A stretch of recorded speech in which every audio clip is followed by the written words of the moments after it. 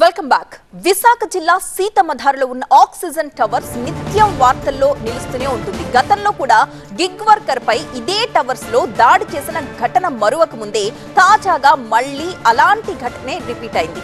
డెలివరీకి వచ్చిన షాహిద్ అహ్మద్ ఖాన్ పై దాడి జరగడంతో వర్కర్స్ ఆందోళనకు దిగారు. అక్కడ లిఫ్ట్ లో డెలివరీ బాయ్ పై దాడి చేశారు అని ఆరోపిస్తున్నారు.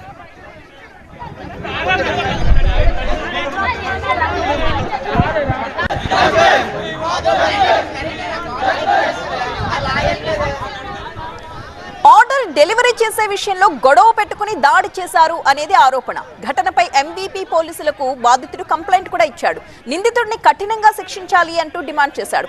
రాత్రి పగలన్న తేడా లేకుండా కష్టపడుతూ సేవలందిస్తున్న తమ మీద ఇలా దాడులు చేయడం అత్యంత దారుణమంటూ మండిపడుతున్నారు గిగ్ వర్కర్స్. బాధితుడికి న్యాయం చేయాలంటూ వారు డిమాండ్ చేస్తున్నారు.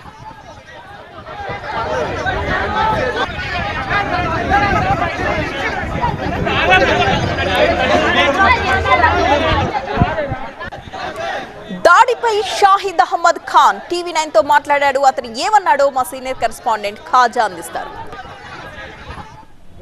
ఆక్సిజన్ టవర్స్ కు డెలివరీ ఇచ్చేందుకు వచ్చిన గిగ్ వర్కర్ సయీద్ అహ్మద్ ఖాన్ పై దాడి జరిగింది. గతంలో కూడా దాడి జరిగిన ఘటన మర్చిపోకముందే మరోసారి ఈ దాడి తీవ్రంగా కలకలం రేపుతుంది. ప్రస్తుతం చూడొచ్చు, అందరూ కూడా డెలివరీ గిగ్ వర్కర్స్ అందరూ కూడా వచ్చారు, ఆందోళన చేస్తూ ఉన్నారు. ప్రస్తుతం ఈ బాధితుడు ఎవరైతే ఉన్నారో చూడొచ్చు, ఈ బాధితుడికి ఇటువైపు అంటే ఏ స్థాయిలో దాడి జరిగిందంటే పూర్తిగా ఎడమ వైపు అంటే ముఖానికి ఎడమ వైపు ఈ చెవి వైపు గాయం జరిగింది. ఇక్కడ రక్తం కూడా వస్తుండడం మనకు స్పష్టంగా కనిపిస్తుంది. దీంతోపాటు ఈ మెడ భాగంలో పూర్తిగా కందిపోయి ఈ గాయాలు కనిపిస్తున్నాయి. ఏ స్థాయిలో దాడి జరిగిందనేది ఇదే ఉదాహరణగా తెలుసుకోవచ్చు. ఈ ఘటన జరిగిన తర్వాత అందరికీ తెలిసి ఒక్కసారిగా గిగ్ వర్కర్స్ అందరూ వచ్చారు. ఒకవైపు పోలీసులు కూడా ఘటనా స్థలానికి చేరుకున్నారు. మరోవైపు ఎవరైతే దాడికి పాల్పడ్డాడో ఆ వ్యక్తిని కూడా పోలీసులు అదుపులోకి తీసుకొని స్టేషన్కి తరలించారు. ప్రస్తుతం ఇక్కడ ఆందోళన అయితే కొనసాగుతుంది. ఆ బాధితుడిని మాట్లాడించే ప్రయత్నం చేద్దాం. कौन-सा फ्लोर को जाने वाले थे? ये इशू कहाँ पे हुआ? नहीं, इशू बेसमेंट में ही हुआ. मेरा डिलीवरी जो था वो कस्टमर का कोई प्रॉब्लम नहीं, वो हो गया. That's one not the problem. ये बेसमेंट में एक लड़का था लिफ्ट के अंदर. लिफ्ट के अंदर ये हुआ तो मैं जैसे अंदर घुसा वो मेरे को मना किया, बाहर जाने बोला. मैं बोला ठीक है मैं यहीं रुकता हूँ.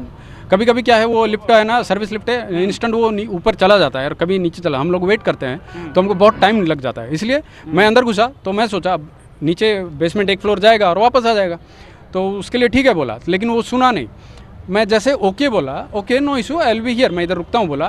वो उसके बाद अचानक अपने पपी को पकड़ा ही था और पता नहीं कैसे और क्या हुआ उसको, मतलब वो क्या फील किया पता नहीं, या मेरा बात नहीं समझ पाया, क्या समझ में नहीं आ रहा है मेरे को. वो अचानक इंस्टेंट रेज हुआ और मेरे को गाली बकना चालू किया. तो मेरे को थोड़ा सही नहीं लगा. जैसे गाली बका तब फिर मेरे को वहाँ ठीक नहीं लगा, मेरे को गुस्सा भी आया. लेकिन क्योंकि मैं अपार्टमेंट के अंदर हूँ और उनके सिक्योरिटी के बाउंड्री के अंदर हूँ, इसलिए मैं वहाँ कुछ एक्शन नहीं लिया. मैं बोला खाली भाई क्यों ऐसे बोल रहा है, जो बोल रहा है तू ही होगा वो, ठीक है. तो वो बोलते गाली बकते बकते बाहर निकल गया. लिफ्ट का दरवाज़ा खुला, उसी बेसमेंट 1 में ही, लिफ्ट हम लोग नीचे नहीं गए थे, उसी में गाली बकते बकते बाहर निकल गया.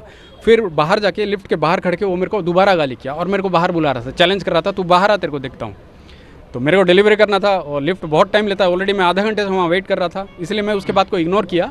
मैं डिलीवरी करके अपने रास्ते निकल जाऊँगा सोचा. लेकिन वो वहाँ रुका नहीं, गाली करते करते वापस आया और डोर के पास मैं खड़ा था, लिफ्ट के डोर के पास अंदर ही खड़ा था. वो अंदर आके मेरे को मार के यहाँ पे ऐसे ज़ोर से मार के फिर वो गाली बकते बकते बाहर निकल गया.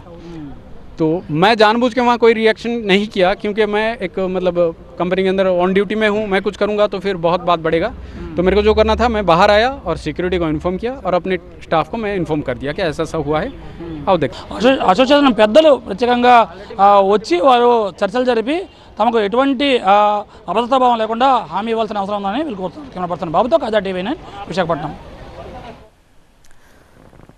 గతంలో కూడా ఇదే ఆక్సిజన్ టవర్స్ లో గిగ్ వర్కర్ మీద దాడి జరిగింది. మళ్లీ అదే టవర్స్ లో మరోసారి దాడి జరగడంతో అపార్ట్మెంట్ పరిసరాల్లో గందరగోళం నెలకొంది. బాధితుడి కంప్లైంట్ మేరకు కేసు కూడా నమోదు చేసుకున్నారు పోలీసులు.